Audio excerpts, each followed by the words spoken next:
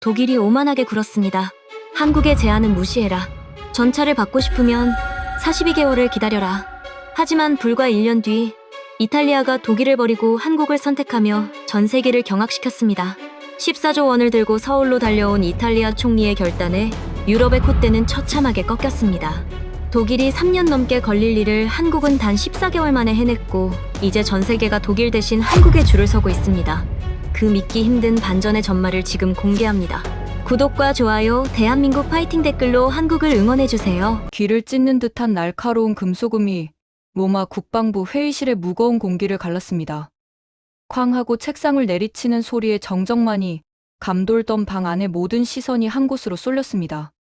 그곳에는 붉게 달아오른 얼굴로 가쁜 숨을 내쉬고 있는 이탈리아 국방부 방산 협력국 차관 마르코 페라리가 서 있었습니다. 창밖으로는 수천 년의 역사를 간직한 콜로세움이 평온하게 빛나고 있었지만 이 방 안의 온도는 이미 임계점을 넘어 폭발하기 직전이었습니다. 안녕하십니까? 저는 30년 넘게 유럽 안보의 최전선에서 잔뼈가 굵은 전략 분석가이자 현재 이탈리아 총리실에서 안보 정책을 총괄하고 있는 수석 보좌관 마르코 발레리입니다. 나토 브뤼셀 본부에서 5년, 그리고 이곳 로마에서 25년을 보냈습니다. 제 인생은 오직 유럽의 자존심과 그 강력한 무기 체계가 세계의 중심이라는 확신 속에 살아왔습니다. 독일의 레오파르트 전차, 프랑스의 라팔 전투기, 영국의 정밀 미사일. 이것들이야말로 인류 기술의 정점이며 우리 유럽이 결코 넘볼 수 없는 성벽을 쌓았다고 믿어 의심치 않았습니다. 하지만 그날 2024년 늦은 가을의 그 회의는 제 인생은 물론 이탈리아의 운명을 송두리째 바꿔놓는 시작점이 되었습니다. 당시 상황은 그야말로 지옥이었습니다. 동유럽의 전우는 걷잡을 수 없이 번져갔고 믿었던 미국의 지원은 자국 우선주의라는 거대한 벽에 막혀 있었습니다. 이탈리아는 당장 국경을 지킬 전차가 절실했습니다. 우리 군의 주력 모델들은 노후화되어 숨이 가빴고 새로운 심장이 공급되지 않으면 국가 안보라는 기둥 자체가 무너질 판이었습니다. 우리는 당연히 이웃 나라인 독일과 프랑스에 손을 내밀었습니다. 수십 년을 함께해온 우방이자 혈맹이었으니까요. 하지만 돌아온 대답은 차갑다 못해 잔인했습니다. 독일의 방산 기업 경영진은 오만한 자세로 의자에 깊숙이 몸을 묻은 채 말했습니다. 이탈리아가 급한 건 알겠지만 우리 물량도 부족합니다. 지금 주문하면 딱 42개월 뒤에 첫 물량을 보내주죠. 아, 가격은 지난번보다 30% 올랐습니다. 싫으면 관두시든가요. 42개월. 3년이 넘는 시간 동안 우리 국방에 구멍을 내라는 소리였습니다. 프랑스는 더 가관이었습니다. 그들은 기술을 공유하겠다는 우리의 제안에 코웃음을 치며 정치적인 조건들을 내걸었습니다. 우리의 전투 체계를 쓰려면 이탈리아의 특정 정책을 수정해야 할 겁니다. 이것은 협상이 아니라 굴욕적인 항복 요구였습니다. 그때였습니다. 절망에 빠진 우리에게 한 장의 보고서가 전달되었습니다. 제목은 한국형 전차 도입 및 현지 생산 제안서. 솔직히 말씀드리면 당시 저를 포함한 이탈리아 엘리트 관료들의 반응은 비웃음 그 자체였습니다. 한국? 가전제품이나 만들고 노래나 부르는 그 동양의 작은 나라가 전차를 만든다고? 독일 기술을 베껴서 흉내나 내는 수준 아냐? 우리는 그들을 카피캣이라 부르며 무시했습니다. 8년 전에도 그들이 보낸 제안서를 쓰레기통에 던져버렸던 기억이 떠올랐습니다. 하지만 상황은 반전되었습니다. 멜로니 총리께서 직접 결단을 내린 것입니다. 지금 당장 우리에게 필요한 건 자존심이 아니라 생존이다. 한국으로 가서 그들의 실체를 직접 확인하라. 그렇게 저는 반신반의하는 마음으로 서울행 비행기에 몸을 실었습니다. 속으로는 가서 적당히 구경이나 하고 안 된다는 근거만 잔뜩 찾아서 돌아오자라는 마음뿐이었습니다. 유럽의 기술력이 세계 최고라는 제 신념은 단 1%도 흔들리지 않았습니다. 인천공항에 내렸을 때 새벽 공기와 함께 느껴진 한국의 첫인상은 차분했습니다. 하지만 창원으로 향하는 고속열차 안에서 저는 이상한 기운을 감지하기 시작했습니다. 창밖으로 펼쳐진 거대한 공업 단지들, 그리고 밤늦도록 불이 꺼지지 않는 연구소들의 모습에서 제가 알던 작은 나라의 규모가 아니라는 것을 직감했습니다. 그리고 마침내 창원의 방산 공장 정문에 도착했을 때 제 귀를 때린 것은 웅장한 기계의 포효였습니다. 수십 톤의 강철이 로봇팔에 의해 종이장처럼 정교하게 다듬어지고 수백 명의 엔지니어가 한치의 오차도 없이 일사불란하게 움직이는 광경. 그곳은 공장이 아니라 거대한 안보의 용광로였습니다. 저를 맞이한 한국의 수석 엔지니어 김도연 실장은 기름때 묻은 작업복을 입은 채 환하게 웃으며 말했습니다. 멀리 오시느라 고생하셨습니다. 저희는 말보다 결과로 보여드리는 게 편합니다. 지금 바로 시연장으로 가시죠. 그의 목소리는 작았지만 그 눈빛에는 형언할 수 없는 자신감이 서려 있었습니다. 저는 속으로 비웃었습니다. 그래, 얼마나 잘하나 보자. 우리 유럽의 콧대를 꺾을 수 있을 것 같으냐? 하지만 시연장에 들어선 순간 저는 제 눈을 의심해야만 했습니다. 험준한 산악 지형을 마치 평지처럼 질주하며 백발백중의 명중률로 목표물을 가루로 만들어버리는 검은 괴물. 그것은 제가 평생 보아온 그 어떤 전차보다 빠르고 강력했으며 영리했습니다. 무엇보다 충격적인 것은 그 다음이었습니다. 김 실장은 제 곁으로 다가와 태연하게 한마디를 던졌습니다. 이탈리아가 원하는 사양으로의 개조, 그리고 현지 생산 설비 구축까지. 저희는 14개월이면 충분합니다. 14개월. 독일이 제시한 42개월의 3분의 1도 안 되는 기간이었습니다. 저는 뒤통수를 강하게 엇맞은 기분이었습니다. 불가능해. 이건 사기야. 저는 소리쳤습니다. 어떻게 물리적으로 그게 가능하단 말입니까? 그러나 김 실장은 흔들림 없는 눈빛으로 저를 바라보며 조용히 서류한 뭉치를 건넸습니다. 거기에는 이탈리아의 지형 특성, 우리가 고민하던 엔진 냉각 문제, 심지어 우리 국방부 내부에서도 극비로 취급하던 전술 데이터에 맞춘 최적화 방안이 완벽하게 정리되어 있었습니다. 그들은 이미 우리를 더 잘 알고 있었습니다. 온몸에 소름이 돋았습니다. 30년간 쌓아올린 저의 자부심이 모래성처럼 허물어지는 소리가 들리는 듯했습니다. 이것은 단순한 무기 판매가 아니었습니다. 한국이라는 나라는 이미 우리가 상상조차 하지 못한 높이에 도달해 있었던 것입니다. 김 실장은 멍하니 서 있는 저에게 다가와 어깨를 툭 치며 말했습니다. 차관님, 우리는 단순히 쇳덩이를 파는 게 아닙니다. 이탈리아의 형제들이 전장에서 안전하게 돌아올 수 있는 약속을 파는 겁니다. 그 진심 어린 말 한마디에 제 눈시울이 붉어졌습니다. 기술력보다 무서운 건 바로 사람을 생각하는 그들의 마음이었습니다.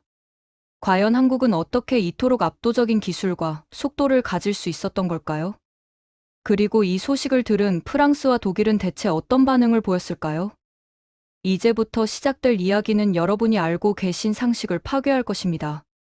유럽의 자존심이 처참하게 무너지고 이탈리아 총리가 전 세계를 향해 한국 없이는 유럽의 안보도 없다고 외치게 된 그 충격적인 내막을 다음 장에서 본격적으로 공개하겠습니다.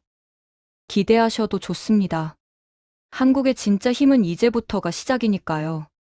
로마로 돌아오는 비행기 안에서 저는 단 한숨도 자지 못했습니다.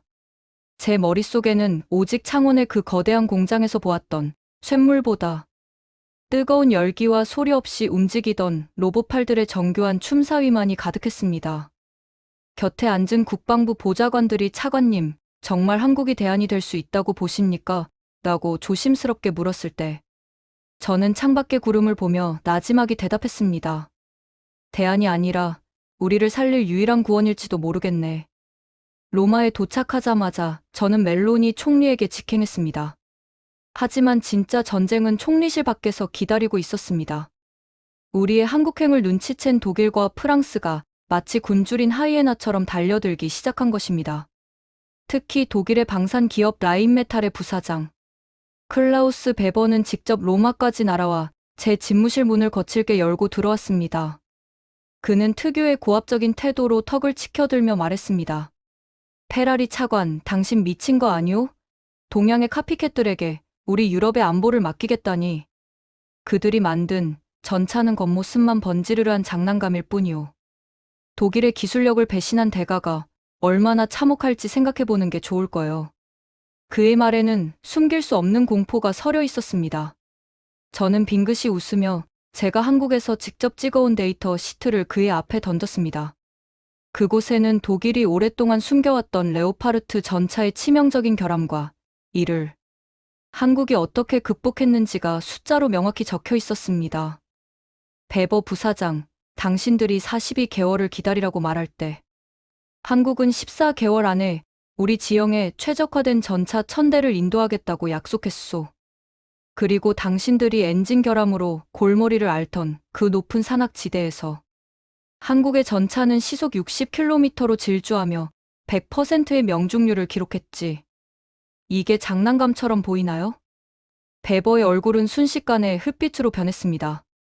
그는 서류를 훑어보는 내내 손을 미세하게 떨고 있었습니다. 유럽이 수십 년간 쌓아온 기술적 우위라는 성벽이 단 한 장의 보고서 앞에서 무너져 내리는 순간이었습니다. 하지만 프랑스의 반응은 더욱 교활했습니다. 그들은 이탈리아의 자존심을 건드리기 시작했습니다. 이탈리아가 아시아의 하청 기지가 되려 하는가? 라며 언론을 부추겼고 유럽연합 내에서의 입지를 흔들겠다고 협박했습니다. 프랑스 국방부 관료들은 한국의 무기, 체계는 나토와 호환되지 않는다는 가짜 뉴스를 퍼뜨리며 우리를 압박했습니다. 그때였습니다. 이탈리아 군부 내에서도 보수적인 장성들이 반기를 들기 시작했습니다. 우리는 검증된 유럽의 무기를 써야 합니다. 한국은 전쟁을 해본 지 70년이 넘은 나라 아닙니까? 회의실은 다시 아수라장이 되었습니다. 저는 결심했습니다. 말로는 이 오만한 자들을 설득할 수 없다는 것을요. 저는 한국의 김 실장에게 긴급 연락을 취했습니다. 가장 가혹한 환경에서 당신들의 실력을 증명할 수 있겠습니까? 김 실장의 대답은 짧고 굵었습니다. 내일 아침 바로 장비를 보내겠습니다. 일주일 뒤 알프스 산맥의 험준한 고지대에서 비밀 테스트가 열렸습니다. 독일과 프랑스의 기술진도 참관인 자격으로 참석했습니다. 그들은 여전히 비웃고 있었습니다. 이런 가파른 경사에서 동양의 전차가 버틸 수 있을 리가 없지. 아마 엔진이 터져버릴 거려?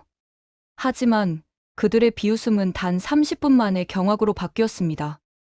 눈보라가 몰아치고 영하 20도까지 떨어진 지옥 같은 환경에서 한국의 전차는 포효하며 수직에 가까운 절벽을 타고 올라갔습니다.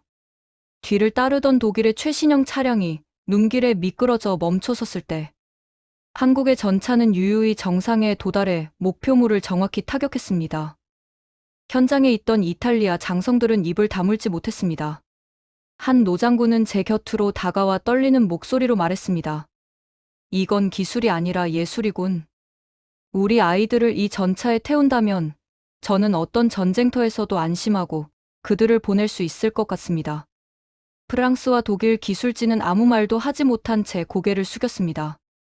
그들이 자랑하던 수치와 데이터가 한국의 실전 능력 앞에서 한낱 종이 조각이 된 것입니다. 그런데 갑자기 프랑스 측 대표가 소리를 질렀습니다. 이건 조작이다. 한국이 미리 지형을 파악해서 엔진에 특수 장치를 한 게 분명해. 정상적인 전차라면 이런 기동은 불가능해. 회의장에는 찬물이 끼얹어진 듯한 정적이 흘렀습니다. 그때 한국의 김 실장이 천천히 앞으로 걸어 나왔습니다.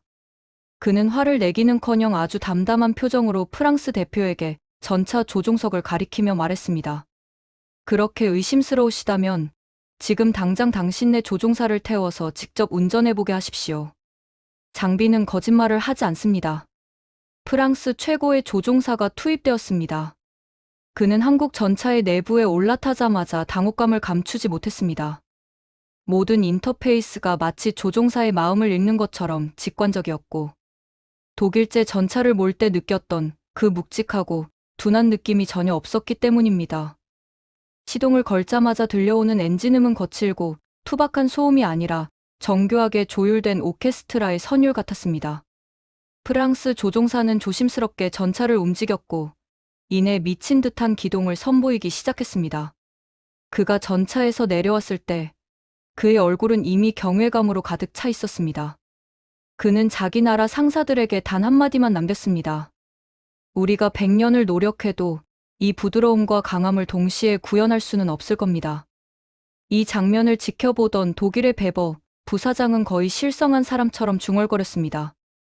어떻게 42개월이 걸리는 공정을 14개월로 줄이면서 이런 품질을 낼 수 있단 말인가. 이건 마법이다. 아니, 이건 신이 내린 기술이다. 그는 한국 무기 체계의 핵심인 모듈화 생산 방식과 전산화된 품질 관리 시스템을 전혀 이해하지 못하고 있었습니다. 독일이 장인 정신이라는 명목하에 구식 공정을 고집하며 오만을 떨 때, 한국은 이미 인공지능과 자동화가 결합된 미래형 방산 시스템을 완성해 놓았던 것입니다. 더욱 기가 막힌 것은 한국 전차의 가격이었습니다. 성능은 독일제보다 앞서면서도 유지비와 도입 단가는 절반 수준이었습니다. 재무부 관료들은 계산기를 두드려 보더니 비명을 질렀습니다. 차관님, 독일 전차 한 대, 살 돈으로 한국 전차 2대를 사고도 정비 창고까지 지을 수 있습니다. 이탈리아 국방부의 여론은 이제 완전히 한국으로 기울었습니다. 하지만 프랑스와 독일은 포기하지 않았습니다. 그들은 마지막 카드를 꺼냈습니다. 유럽연합의 보조금을 끊겠다는 경제적 압박이었습니다. 너희가 한국과 손을 잡는다면 이탈리아의 부채 위기를 방관하겠다며 노골적인 위협을 가해온 것입니다. 로마의 국방부 건물 앞에는 프랑스에서 사주한 시민단체들이 한국 무기 도입 반대를 외치며 시위를 벌였습니다. 분위기는 다시 험악해졌습니다. 저는 멜로니 총리에게 보고했습니다. 기술은 압도적이지만 정치가 발목을 잡고 있습니다. 어쩌면 포기해야 할지도 모르겠습니다. 멜로니 총리는 한참 동안 창밖의 로마 시내를 바라보다가 제게 물었습니다. 마르코, 당신은 한국 사람들 눈에서 무엇을 보았나요? 저는 망설임 없이 대답했습니다. 끝까지 책임지겠다는 진심을 보았습니다. 총리는 고개를 끄덕였습니다. 그럼 됐습니다. 정치와 돈은 내가 책임지죠. 당신은 한국과 함께 이탈리아의 방패를 만드세요.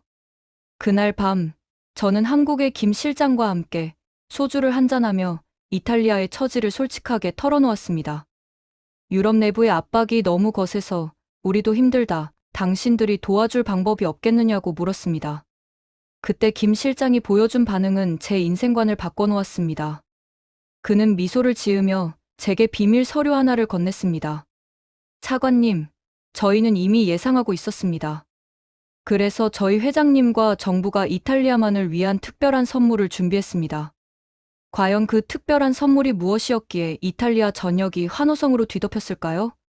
그리고 독일과 프랑스가 이 소식을 듣고 왜 자신들의 집무실에서 피눈물을 흘리며 후회하게 되었을까요? 이제 본격적으로 펼쳐질 제3장에서는 이탈리아의 운명을 바꾼 한국의 비밀 전략과 전 세계를 전율하게 만든 생존의 비밀이 공개됩니다. 알프스 산맥의 칼바람이 몰아치던 그날 이후 유럽 방산계의 질서는 유리그릇처럼 산산조각 났습니다. 하지만 진짜 위기는 눈에 보이는 전장이 아니라 보이지 않는 곳에서 시작되었습니다. 로마로 복귀한 제 책상 위에는 평소보다 3배는 두꺼운 서류, 뭉치가 놓여 있었습니다. 그것은 독일과 프랑스가 주도하는 유럽 방산 카르텔이 이탈리아를 고립시키기 위해 발동한 전방위적 압박의 결과물이었습니다. 그들은 이탈리아의 금융 시스템을 흔들기 시작했습니다. 한국과의 계약에 들어가는 14조 원이라는 막대한 예산을 두고 유럽의 대형 은행들은 갑자기 이탈리아 국채의 위험성을 경고하며 금리를 올리겠다고 협박했습니다. 한국과 손을 잡는다면 이탈리아는 유럽 공동 안보 체제에서 이탈하는 것으로 간주하겠다. 이것은 단순한 경고가 아니라 경제적 사형 선고나 다름없었습니다. 저는 멜로니 총리와 함께 긴급 대책 회의를 열었습니다. 회의실 안의 공기는 마치 빙하처럼 차가웠습니다. 재무장관은 이마에 땀을 닦으며 말했습니다. 차관님, 이대로라면 한국 전차를 들여오기도 전에 우리 경제가 먼저 무너집니다. 프랑스와 독일의 심기를 거슬러가며 이 도박을 계속해야 합니까? 그때였습니다. 조용히 회의를 지켜보던 한국의 김 실장이 태블릿 하나를 꺼내 들었습니다. 그곳에는 우리가 상상조차 하지 못한 생존의 지도가 그려져 있었습니다. 김 실장은 단호한 목소리로 입을 열었습니다. 저희 한국은 단순히 전차를 팔러 온 것이 아닙니다. 이탈리아의 산업 생태계 자체를 바꾸러 왔습니다. 여러분이 걱정하시는 금융 압박, 저희 한국국책은행과 기업들이 공동으로 펀드를 조성하여 초기 도입 비용의 50%를 장기 저리로 지원하겠습니다. 이것은 물건을 파는 자가 아니라 운명을 함께하는 파트너로서의 제안입니다. 회의실은 찬물을 끼얹은 듯 조용해졌습니다. 유럽의 이웃 나라들이 금리를 올리며 목을 조를 때 머나먼 동양의 나라, 한국은 오히려 자신들의 자본을 들고 우리 곁으로 걸어 들어온 것입니다. 김 실장의 제안은 여기서 끝이 아니었습니다. 또한 전차 생산 공장을 이탈리아 북부의 노후한 공업지대에 건설하겠습니다. 이곳에서 생산되는 전차는 이탈리아산으로 명명될 것이며 향후 다른 유럽 국가로 수출될 때 그 수익의 상당 부분을 이탈리아가 가져가게 될 것입니다. 기술 전수는 물론 유지 보수 권한까지 100% 넘겨드리겠습니다. 이것은 독일과 프랑스가 절대 허락하지 않았던 금기였습니다. 그들은 항상 핵심 기술을 독점하고 우리를 단순한 소비자이자 하청 업체로 취급했습니다. 하지만 한국은 달랐습니다. 그들은 우리에게 물고기를 주는 것이 아니라 낚시법과 함께 양식장을 통째로 만들어주겠다고 약속한 것입니다. 이 소식이 언론을 통해 보도되자 이탈리아 국민의 여론은 들불처럼 타올랐습니다. 우리를 협박하는 독일보다 우리를 믿어주는 한국이 진짜 친구다라는 구호가 로마 시내를 뒤덮었습니다. 프랑스 엘리제 궁과 독일 총리실은 패닉에 빠졌습니다. 그들이 수십 년간 유지해온 유럽 내 갑질의 공식이 한국이라는 변수 하나에 무참히 깨져버렸기 때문입니다. 프랑스의 국방부 관료들은 뒤늦게 조건을 수정하겠다며 연락해왔지만 이미 늦었습니다. 멜로니 총리는 그들의 전화를 받지 않았습니다. 대신 그녀는 한국 대통령과의 통화에서 이렇게 말했습니다. 우리는 오늘 새로운 형제를 얻었습니다. 이탈리아의 심장은 이제 한국의 기술과 함께 뛸 것입니다. 저는 김 실장과 함께 계약서의 마지막 조항을 검토하며 물었습니다. 왜 이렇게까지 이탈리아를 도와주는 겁니까? 당신들에게도 위험 부담이 클 텐데요. 김 실장은 창밖의 로마 시내를 바라보며 나지막이 대답했습니다. 저희 한국도 한때는 전차 한 대가 없어서 맨몸으로 적의 강철 괴물을 막아내야 했던 아픈 역사가 있습니다. 그때 우리에게 손을 내밀어준 이들이 있었습니다. 이제 우리가 그 힘을 가졌으니 누군가의 절박함을 외면하지 않는 것뿐입니다. 한국인은 은혜를 잊지 않고 신뢰를 목숨처럼 여깁니다. 그의 말을 듣는 순간 제 가슴속 깊은 곳에서 뜨거운 무언가가 울컥 치솟았습니다.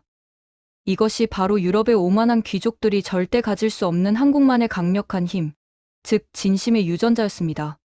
그날 밤 저는 일기장에 이렇게 적었습니다.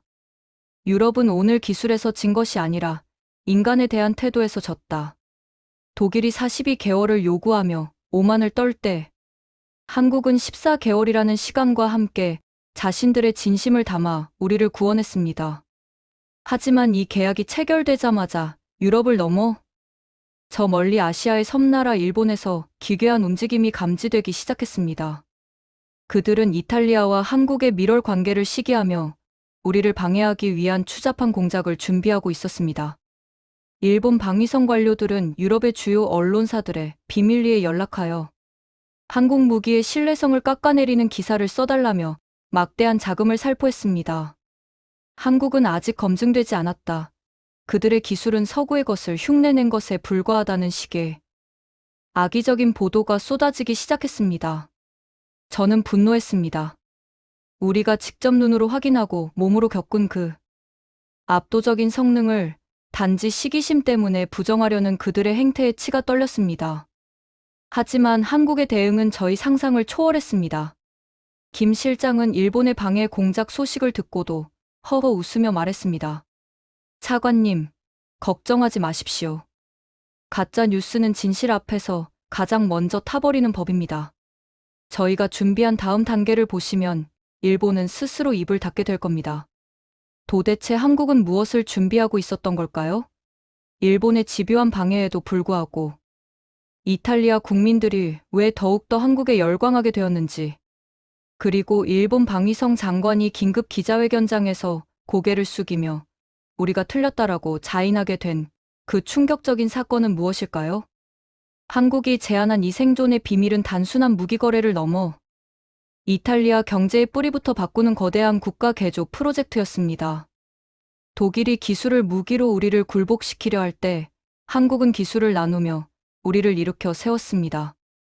이것이 바로 전 세계가 한국에 열광하는 진짜 이유였습니다. 김 실장은 제게 한 장의 지도를 더 보여주었습니다. 그것은 이탈리아 전역에 퍼져나갈 한국형 방산 공급망의 설계도였습니다. 이탈리아의 중소기업 수백 개가 이 프로젝트에 참여하게 될 것이며 수만 개의 일자리가 창출될 것이라는 데이터는 재무장관의 입을 다물게 했습니다. 이제 이탈리아는 유럽의 외톨이가 아니라 한국이라는 거인의 어깨 위에 올라타 새로운 시대를 맞이할 준비를 마쳤습니다. 독일과 프랑스의 낡은 카르텔은 자신들이 판 함정에 스스로 빠져 허우적거리고 있습니다. 과연 이 거대한 역전극의 결말은 어디로 향하게 될까요? 그리고 한국이 숨겨두었던 최후의 무기, 일본조차 벌벌 떨게 만든 그 기술의 실체는 무엇일까요? 다음 장에서는 한국의 피와 땀이 서린 역사적 배경과 그들이 어떻게 단기간에 세계 최강의 기술력을 보유하게 되었는지, 그리고 이탈리아가 왜 한국의 영원한 혈맹이 되기로 맹세했는지에 대한 감동적인 이야기가 이어집니다.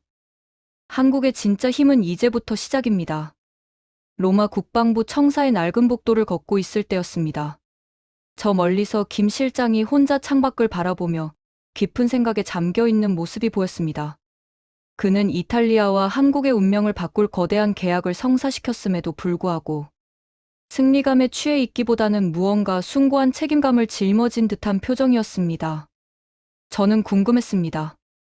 대체 무엇이 이들을 이토록 강하게 만드는가? 30년 넘게 유럽의 엘리트 코스만을 밟아온 저로서는 도저히 이해할 수 없는 영역이었습니다. 저는 조용히 다가가 그의 곁에 섰습니다. 김 실장님, 당신들은 정말 대단합니다. 하지만 가끔은 무서울 때가 있어요. 어떻게 사람이 단 1초의 휴식도 없이 목표만을 향해 이렇게 질주할 수 있습니까? 유럽인들은 인생의 즐거움과 여유를 중요하게 생각합니다. 하지만 당신들은 마치 내일이 없는 것처럼 일하더군요.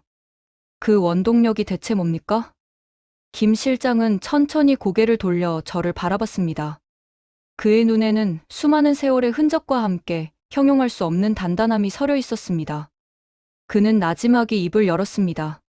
차관님, 저희에게는 잊을 수 없는 기억이 있기 때문입니다. 70년 전, 이 땅은 먼지만 날리는 폐허였습니다. 남의 나라가 버린 쇳덩이를 주워다가 낫을 만들고 보습을 만들던 시절이 있었죠. 그때 우리는 전차 한 대가 없어서 맨몸으로 폭탄을 안고 적의 철갑 앞에 뛰어들어야 했습니다. 그는 잠시 말을 멈추고 자신의 거친 손등을 어루만졌습니다. 우리 조상들이 그 지옥 같은 시간을 견디며 했던 다짐이 있습니다. 우리 자식들에게는 절대로 남에게 굽실거리는 나라를 물려주지 말자. 기술이 없으면 무시당하고 힘이 없으면 짓밟힌다는 그 처절한 진실을 우리는 뼈에 새겼습니다. 그래서 우리는 잠을 줄이고 먹는 것을 아껴가며 연구소에 불을 밝혔습니다. 남들이 안 된다고 할 때 우리는 된다고 믿었고, 남들이 한 번 시도할 때 우리는 100번, 1000번을 시도했습니다. 김 실장의 목소리가 점점 고조되기 시작했습니다. 독일이 42개월을 요구하며 오만을 떨 수 있는 건 그들이 가진 과거의 영광 때문이겠죠. 하지만 저희 한국은 영광이 아니라 생존을 위해 여기까지 왔습니다. 14개월이라는 시간은 저희에게 단순히 빠른 속도가 아닙니다. 그것은 누군가의 나라가 무너지지 않게 지켜내겠다는 절박함의 증명입니다. 우리가 밤을 새워 설계를 고치고 영하 20도의 눈밭에서 전차를 굴리는 이유는 우리 무기를 믿고 국경을 맡긴 형제들이 단 한 명이라도 더 무사히 가족의 품으로 돌아가게 하겠다는 약속이기 때문입니다. 그의 말을 듣는 순간 제 머릿속에서는 거대한 망치로 엇맞은 듯한 충격이 전해졌습니다. 제가 그동안 보아왔던 유럽의 무기들은 돈과 정치의 산물이었습니다. 하지만 한국의 무기는 피와 땀, 그리고 누군가를 지키겠다는 숭고한 신념의 산물이었던 것입니다. 저는 비로소 깨달았습니다. 한국이 보여준 압도적인 속도와 기술력의 정체는 바로 이 꺾이지 않는 마음, 즉 한국인만의 독특한 정신력이었습니다. 김 실장은 계속해서 이야기를 이어갔습니다. 차관님, 한국에는 빨리빨리라는 말이 있습니다. 외국인들은 일을 조급함이라고 비웃기도 하죠. 하지만 저희에게 이 말은 약속을 지키기 위한 필사적인 노력을 의미합니다. 우리는 약속한 시간을 단 1분도 어기지 않기 위해 모든 공정을 톱니바퀴처럼 맞물리게 만들었습니다. 기술 전수도 마찬가지입니다. 우리는 당신들을 경쟁자로 보지 않습니다. 우리와 함께 자유를 지키고 평화를 유지할 진정한 혈맹으로 봅니다. 우리가 겪었던 그 아픔을 당신들이 겪지 않게 하는 것, 그것이 한국이 세계에 공헌하는 방식입니다. 저는 그의 곁에서 아무 말도 할 수 없었습니다. 오직 그가 뿜어내는 뜨거운 기운에 압도당해 고개를 끄덕일 뿐이었습니다. 유럽의 강대국들이 자국의 이익만을 따지며 이탈리아의 위기를 이용하려 할 때, 머나먼 아시아의 이웃은 자신들의 역사를 들려주며 우리를 위로하고 손을 내밀었습니다. 이것이 바로 진정한 품격이었습니다. 하지만 감동적인 대화도 잠시, 우리 앞에는 또 다른 거대한 폭풍이 몰아치기 시작했습니다. 한국과 이탈리아의 결속이 단단해질수록 이를 시기하는 세력들의 공격은 더욱더 비열해졌습니다. 특히 아시아의 이웃이라던 일본은 한국의 방산 수출이 유럽의 중심부까지 파고들자 패닉에 빠졌습니다. 그들은 자신들의 영향력을 잃을까봐 두려워하며 수십 년간 쌓아온 로비 네트워크를 총동원해 이탈리아 정부를 압박했습니다. 일본의 고위 관료들은 비밀리에 로마를 방문하여 우리 국방부 장관에게 거액의 투자를 약속하며 한국과의 계약을 파기하라고 종용했습니다. 그들은 한국의 기술이 일본의 것을 도용한 것이라는 허위 사실을 유포하며 우리 내부의 여론을 분열시키려 했습니다. 독일과 프랑스 역시 이에 가세하여 유럽 공동체의 결속을 해치는 이탈리아는 제재를 받아야 한다고 목소리를 높였습니다. 위기는 다시 찾아왔습니다. 총리실 주변에는 반대 세력들의 시위가 끊이지 않았고 경제적 제재에 대한 공포가 로마 시내를 뒤덮었습니다. 하지만 그때 김 실장은 저를 보며 의미심장한 미소를 지었습니다. 차관님, 이제 마지막 카드를 꺼낼 때가 된 것 같군요. 일본과 유럽의 오만한 자들이 결코 넘볼 수 없는 한국만이 가진 진짜 무기를 보여줄 시간입니다. 도대체 한국이 준비한 그 마지막 카드는 무엇이었을까요? 일본과 독일, 프랑스의 연합 공격을 단 한 번에 잠재우고 전 세계가 한국 앞에 고개를 숙이게 만든 그 상상 초월의 기술력은 무엇일까요? 그리고 그 사건 이후 이탈리아 총리가 전 세계를 향해 한국을 우리의 영원한 형제라고 선언하게 된 결정적인 이유는 무엇이었을까요? 다음 장에서는 이탈리아의 미래를 확정짓고 전 세계 방산 지도를 다시 쓰게 만든 한국의 위대한 헌사와 미래의 청사진을 공개합니다. 전 세계가 경악한 그 마지막 반전의 전말을 기대해 주십시오. 로마의 키지 궁전 회의실에 앉아있던 저는 창밖으로 비치는 붉은 노을을 바라보며 깊은 상념에 잠겼습니다. 지난 몇 달간 벌어진 일들은 마치 한편의 장대한 대서사시와도 같았습니다. 독일과 프랑스의 오만, 일본의 비열한 방해 공작, 그리고 그 모든 파고를 정면으로 돌파해낸 한국의 진심.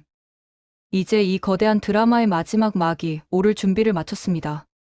멜로니 총리는 집무실로 저를 불러 마지막 성명서를 검토하게 했습니다. 그녀의 눈빛은 그 어느 때보다 단호했고 그 안에는 새로운 시대에 대한 확신이 가득했습니다. 마르코 총리님이 저를 부드럽게 불렀습니다. 우리는 오늘 역사를 새로 쓰는 겁니다. 단순히 전차를 사는 게 아니에요. 우리가 선택한 건 한국이라는 나라의 정신이고 그들이 제안한 미래입니다. 이제 전 세계에 공표하세요. 이탈리아는 더 이상 낡은 카르텔의 인질이 아니라고 말입니다.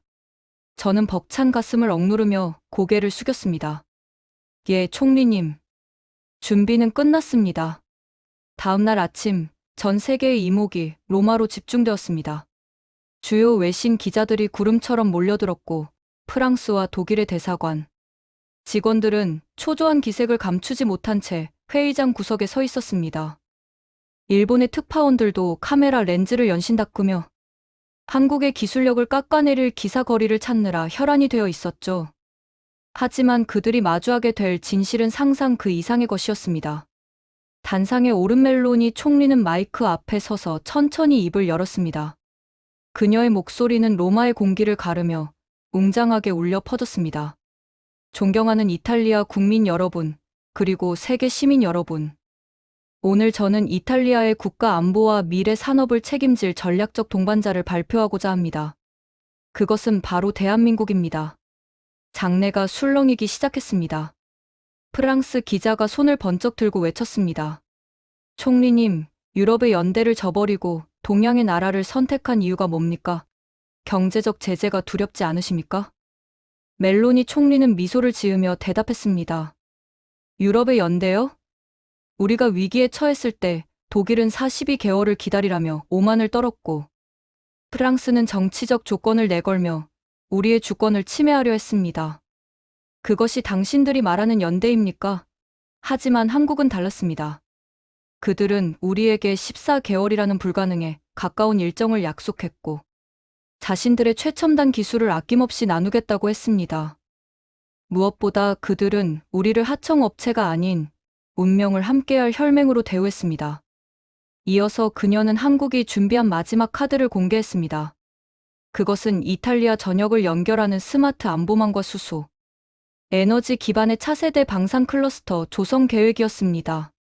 한국의 대기업들이 이탈리아의 노후한 공업지대에 직접 투자하여 수십만 개의 일자리를 창출하고 이탈리아를 유럽 방산의 새로운 허브로 만들겠다는 원대한 청사진이었습니다. 현장에 있던 이탈리아 기업인들은 환호했습니다. 이것은 단순히 무기를 사는 지출이 아니라 이탈리아 경제의 심장을 다시 뛰게 할 거대한 수혈이었기 때문입니다. 그때 일본 기자가 비아냥거리며 질문했습니다. 한국의 기술은 일본의 것을 모방한 것에 불과하다는 말이 있는데 신뢰할 수 있습니까? 그 순간 회의실 대형 화면에 영상 하나가 재생되었습니다. 그것은 알프스 고지대에서 한국 전차가 보여준 압도적인 기동력과 일본의 최신형 전차가 엔진 결함으로 멈춰 서 있는 모습을 비교한 분석 자료였습니다. 한국의 엔지니어들이 밤을 새워 완성한 데이터 앞에서는 그 어떤 가짜 뉴스도 힘을 쓰지 못했습니다. 일본 기자의 얼굴은 순식간에 흑빛으로 변했고 장내에는 비웃음 섞인 박수가 터져나왔습니다. 회의가 끝나고 저는 김 실장과 마지막 악수를 나누었습니다. 김 실장님, 당신들이 우리에게 준 건 전차만이 아닙니다. 잃어버렸던 자부심과 희망을 되찾아 주었죠. 김 실장은 제 손을 꽉 잡으며 대답했습니다. 차관님, 저희는 그저 우리가 가진 것을 나누었을 뿐입니다.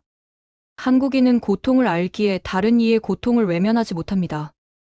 이탈리아와 한국이 함께 걷는 이 길은 전 세계의 평화를 가져올 이정표가 될 것입니다. 저는 그날 밤 로마의 야경을 내려다보며 확신했습니다. 이제 세계의 중심은 바뀌었습니다.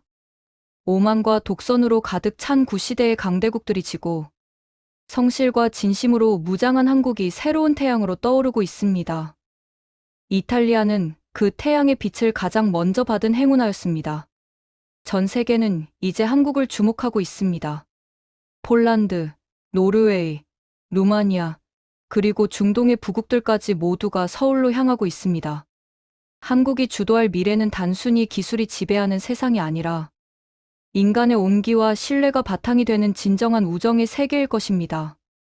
대한민국, 당신들은 진정 위대합니다. 당신들의 피와 땀이 서린 그 무기들이 우리 아이들의 평화를 지켜줄 것이며 당신들의 진심이 우리 경제의 새로운 심장이 될 것입니다. 저는 이제 이탈리아의 관료로서가 아니라 한국의 영원한 친구로서 당신들을 응원합니다. 전 세계가 비웃던 그 작은 나라가 어떻게 세계의 구원자가 되었는지 그 감동의 역사는 이제 영원히 기록될 것입니다. 시청자 여러분, 지금까지 이탈리아의 안보 정책을 총괄해온 저 마르코 발레리의 증언을 들어주셔서 감사합니다.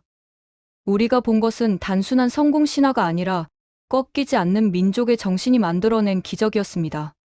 한국은 이제 그 누구도 넘볼 수 없는 거인으로 우뚝 섰습니다. 이 놀라운 반전의 드라마는 여기서 끝이 아닙니다. 앞으로 한국이 전 세계를 무대로 펼쳐갈 더 위대하고 가슴 벅찬 활약상을 기대해 주십시오. 여러분의 구독과 좋아요, 그리고 대한민국 파이팅이라는 짧은 댓글 한 줄이 한국의 영웅들에게 큰 힘이 됩니다. 한국은 여러분의 응원을 먹고 자라는 희망의 나무입니다. 이 전율 돋는 여정을 끝까지 함께해 주셔서 진심으로 감사합니다. 대한민국 만세, 이탈리아 만세. 우리의 우정은 영원할 것입니다. 독일과 프랑스는 이제 와서 후회하며 우리에게 파격적인 조건을 제시하고 있지만 이미 버스는 떠났습니다. 신뢰를 저버린 자들에게 돌아갈 자리는 없습니다. 한국과 이탈리아의 이 위대한 동맹이 어떻게 전 유럽을 변화시키고 있는지, 그리고 다음은 어떤 나라가 한국의 손을 잡게 될지, 그 충격적인 소식을 다음 영상에서 이어가겠습니다. 지금까지 시청해 주셔서 감사합니다. 다음 시간에 더 놀라운 소식으로 찾아뵙겠습니다. 대한민국 파이팅!